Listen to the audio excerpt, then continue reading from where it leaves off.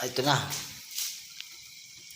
Sa mga hindi pala nakakaalam sa akin sa mga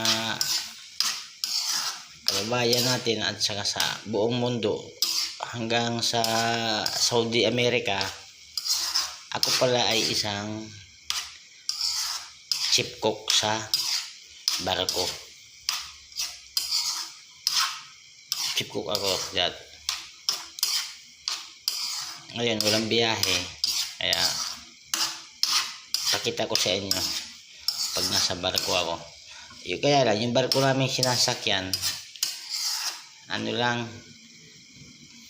may katig.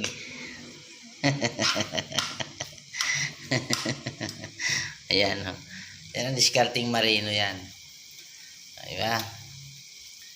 Discarding marino.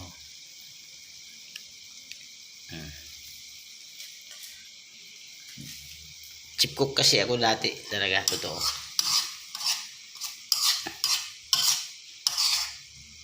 Mga Indiano,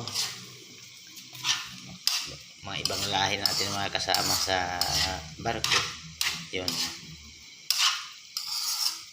Kaya lahat ng taste ng Pinoy talagang titikman nila originally. Ito, bira lang nakakal ng luto nito. Kakaunti lang may alam nitong luto. Iba talaga ang Pinoy pagka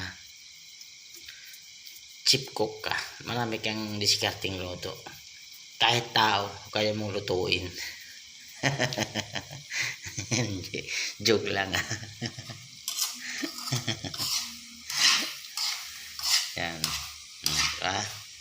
Ano lang yan, mamaya pwede yan tirahin yan.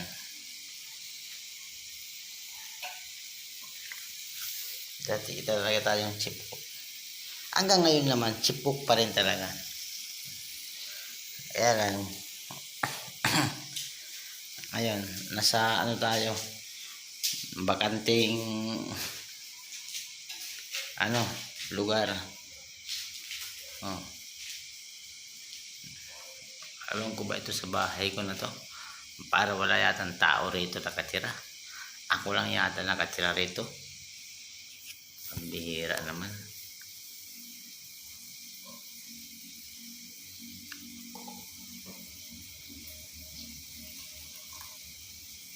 Ganun talaga lang ang buhay.